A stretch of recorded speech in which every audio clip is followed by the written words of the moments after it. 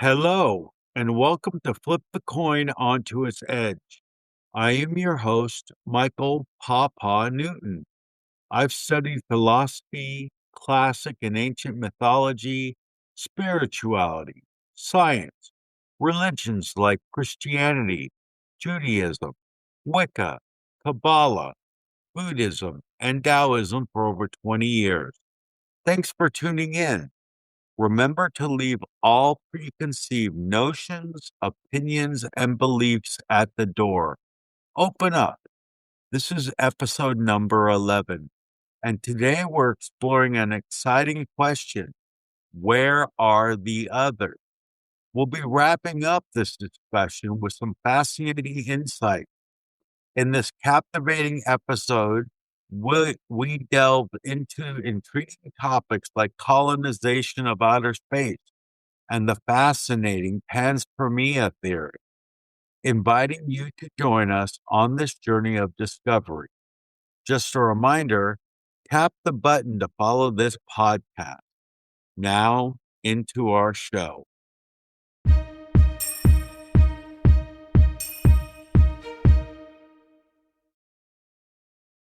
Impossibility of space colonization comes, however, with the question of how a spaceship could manage to zigzag from one star to another. If the ship travels at great speed, say at 1/10 that of light, the change in momentum of each zig and each zag is very large, demanding an enormous amount of power. And for 1,000 changes of direction, the physical demands become preposterous. Another method of achieving a zigzag path would be to bounce in the gravitational field of each star system that was visited and thereby to direct the ship towards the next star system. While this method would be suitably economical in terms of power, it would have the profound disadvantage of restricting the speed of the journey to about 1/10,000th of the speed of light. The search time for finding even one suitable planet then jumps to 100 million years. And for intelligent creatures, being cooped up inside a ship for 100 million years surely justifies the term impossible. Since finding all suitable planets would take 1,000 times longer still, the entire colonization of the galaxy would require 100 billion years, which is much longer than the whole life history of the galaxy. Truly a total impossibility. With these difficulties, I think the notion that the development of technology, anything at all might be possible, against such an immovable position, it is necessary to answer with an irresistible force. The next question I ask, colonization of the galaxy is impossible because it was deliberately arranged to be so. Who or what is preventing us from spreading to the stars? And why should they want to do it? I can answer the second of these questions fairly easily. Animal life on Earth has suffered much from the depredations of man. The variety of animal life is less today than it was 100 years ago. And at 100 years hence, it is likely to become still more restricted as man drives down the rest.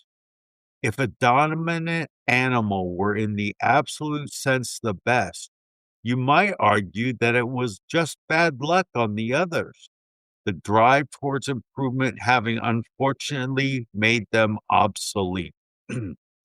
But there is no absolute sense, because the potential of apparently inferior animals may still remain to be revealed.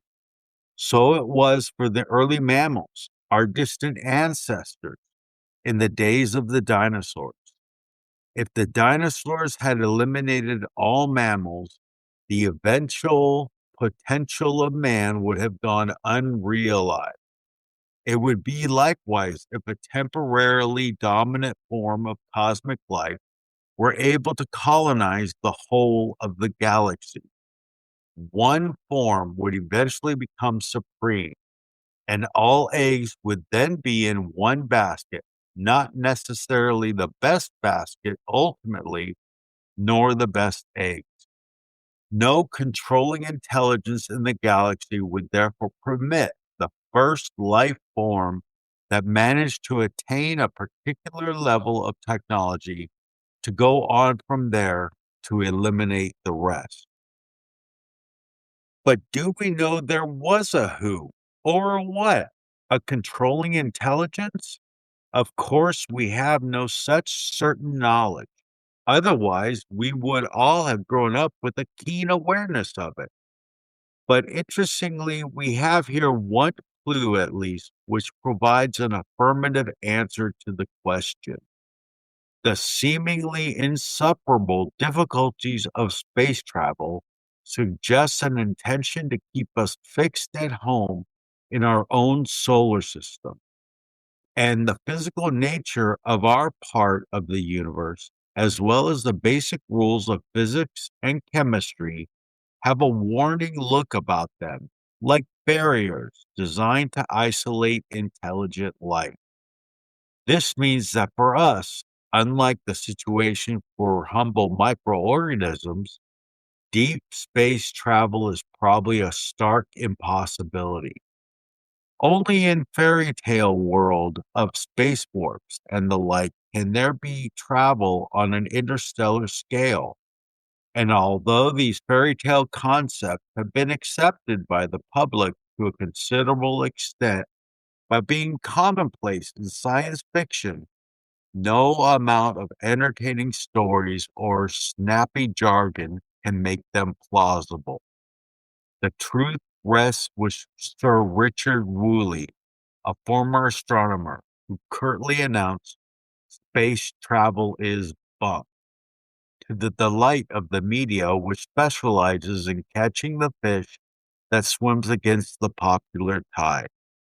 Of course, it is pleasant to imagine yourself on a fictional tour of the galaxy, like an interstellar Odysseus, but the realities of the situation clearly rule it out. Communication between life forms is quite another matter. There are no obvious barriers where communication is concerned, as messages can travel among the stars without hindrance, an important advantage for the SETI enthusiast. The concept of microorganisms distributed throughout interstellar space is not entirely new. It was considered already during the 19th century, in particular by the British physicist Lord Kelvin. Unfortunately, however, the possibility of understanding biological evolution here on the Earth in terms of this concept was not appreciated, with the consequence that scientists became forced away from what is almost surely the correct theory by the rising tide of Darwinism.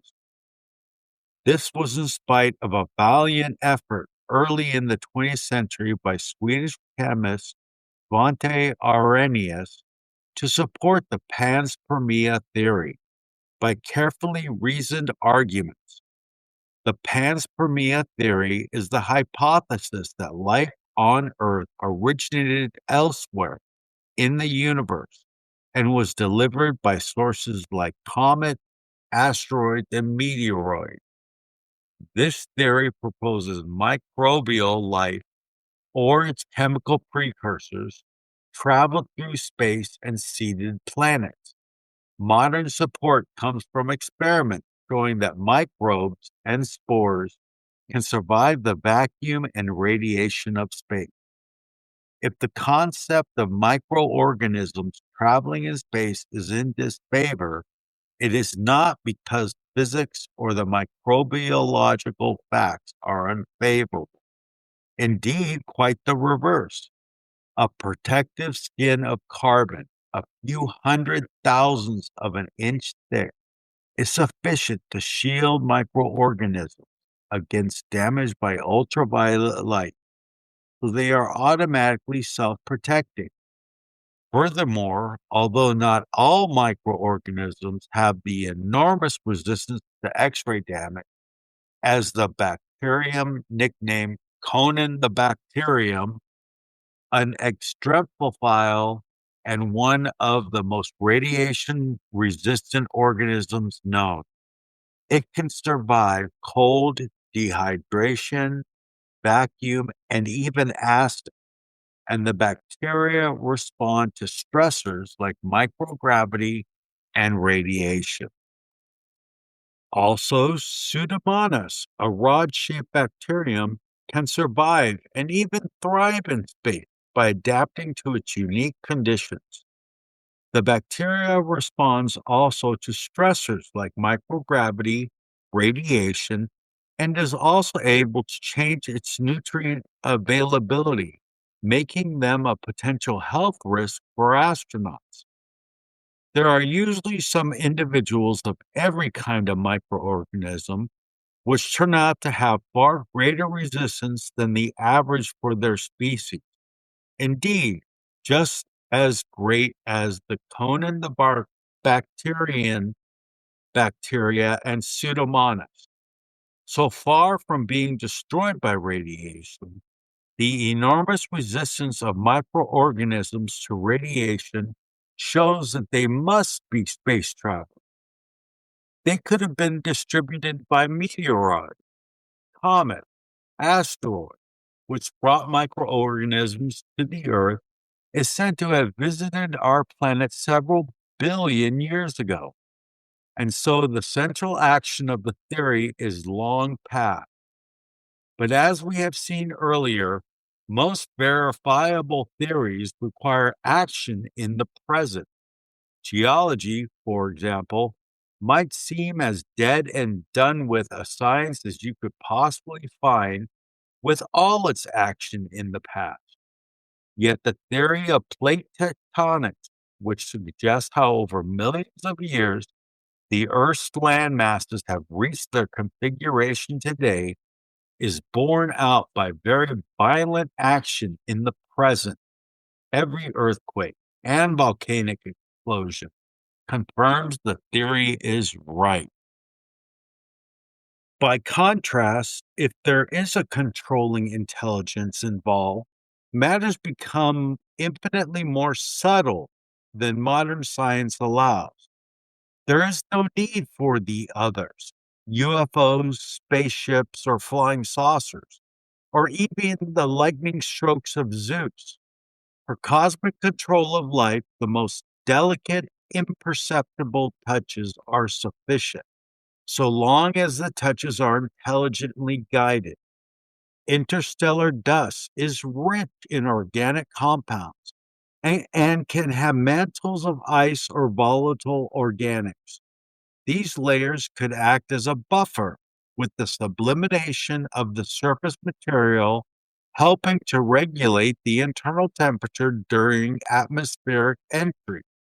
The core of a particle, especially if it's part of a larger aggregate or shield by a thick organic ice mantle, could protect embedded microorganisms from harmful ultraviolet and ionizing radiation encountered during transit through space. Their specific size and composition suggests a potential mechanism for soft landing on a planetary surface without the extreme fatal temperatures associated with larger meteor or asteroid impacts. A living universe suggests that they not only look like bacteria, but that they actually are bacteria. Although astronomical measurements of other galaxies are by no means as detailed as they are for our own, astronomers have never doubted that the interstellar particles in all galaxies are much the same. Hence, I suggest all of them bacteria. This sets the scene for the origin of life on the largest conceivable stage. The stage is not local, not restricted to our solar system, not even to our own galaxy, but truly cosmic. If an intelligence was involved in the origin of life, the intelligence was very big indeed, as I suspect is recognized by the religious instinct residing in all of us.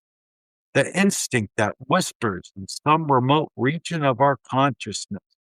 Life is therefore a cosmological phenomenon, perhaps the most fundamental aspect of the universe itself.